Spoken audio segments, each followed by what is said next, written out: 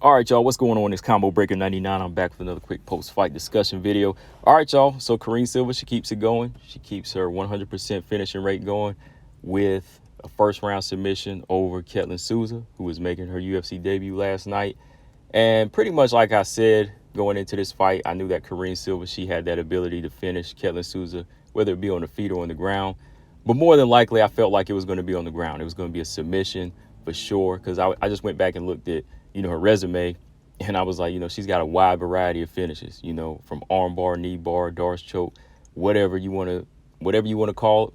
Hey, she has it on the resume, So going into this fight, I knew that she was the better grappler, better jiu-jitsu practitioner.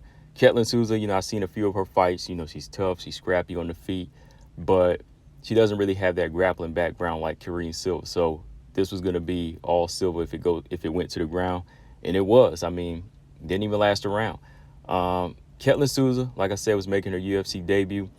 And pretty much like I said going into this fight, I've done a video about this before. A lot of these Invicta champions and LFA champions, I still think they need to kind of take their time, defend their belt a few times and not jump right into the UFC, because even the lower ranked fighters that haven't really had belts in regional circuits, their mindsets can be different. Even their skill sets can be different. Sometimes just because they don't touch a belt like UAE or Invicta FC doesn't mean that they're a low-level fighter.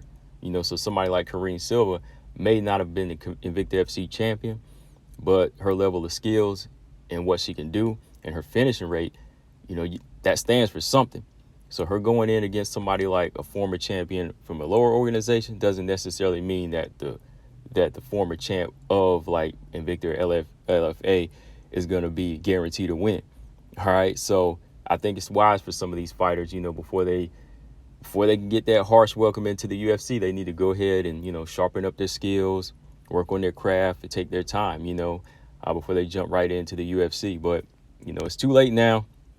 It's too late now. Ketlen Souza, she's here now, and she suffered a pretty devastating submission loss by knee bar. I mean, Karine Silva wasn't playing around. Just going back and looking at the round, for what it was, Karine Silva, she did a good job of just putting the pressure on Ketlen Souza, kind of feeling her out with just like a few strikes, just throwing them out there, kind of like feel out strikes. She was touching the lead leg a little bit, just throwing out some air strikes, and the form wasn't bad on Karine Silva. That was a good thing. Like, I know she was throwing out a couple of high kicks that were off the mark, as far as just, well, I won't say off the mark, but just out of range. She was throwing out some feeler shots, and her form looked pretty good. Her form looks pretty decent, but I could tell that wasn't what she wanted. That wasn't the game plan she wanted. So she struck her way in real quick, clinched up Ketlen Souza, takes her to the ground right away. Takes her to the ground right away with ease. That shows you that she also has a good ability to get takedowns. She has that physical strength. She can lock you up, pull you down real quick.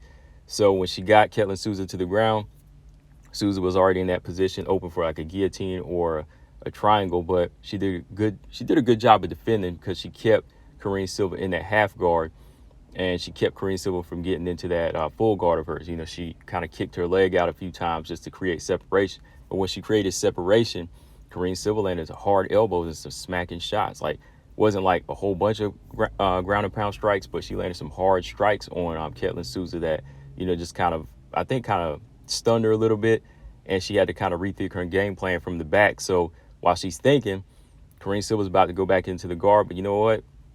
She sees that open knee, and she just kind of falls back with it, locks it up, and then all you hear is that pop, that little pop as she pops that knee to the left, and she taps just like that. I mean, Ketlen Souza, it wasn't even like a devastating pop where it was just, you could see like the full bone or anything like that, or where she had to snap. It was just like a real easy turn, just to show you how Karine Silva's submission game is just so deadly. You know what I mean? It's just so deadly how she just had that leg, and I don't know, she could have like ripped some tendons in there just by that position that she had her knee in, So I could see why she tapped so quick, because like I said, it was just that subtle turn of the knee where you could see it kind of pop out to the side, and then she just like taps and she's in pain. So, I mean, wow. Ketlen Souza, she had to walk out, with help. She was limping out of there. They had to kind of, carry her out of there. So I kind of felt bad for her. That was a harsh UFC debut for her, but it's like I said, man, these fighters from other organizations, sometimes it's good to take their time and just kind of work their way up. Sometimes it's not worth it just to jump in just because it's the UFC, right? But yeah, Karine Silva, she keeps it going. What can I say from this fight? We definitely learned that Karine Silva is very dangerous on the ground. I know people are going to talk about the level of competition, but hey, it's like I said, the same thing with Natalia Silva, that if you continue to look this way against even the unranked fighters, that means your skill sets need to be tested against better opponents. I mean, that does mean that you stand out, right? Because you're not going the distance with these girls like Poliana Botelho and so on. You are getting these finishes in quick fashion. So I think that with this type of ground game and the improvements along the way that she's going to be making, of course, she still needs to be tested against some strikers, and her striking still needs to be tested throughout a few more fights. I think that, Karine Silva is on her way to being a threat at 125. Between her and Natalia Silva, they're looking pretty good. So the next type of opponent I would like to see Karine Silva in there with is JJ Aldridge. I like to see her fight a striker like that, somebody that can keep that range, counter punch, and somebody that's been working on their wrestling and takedown defense. I like to see that. I'd also like to see Marina Moreau. I like to see that rematch, because I was looking at the resume before I did my fight companion, and that was one of the fights I'd say that's a good one, because that'd be some good get back, because they fought like 6, 7, almost 8, 9 years ago, I believe.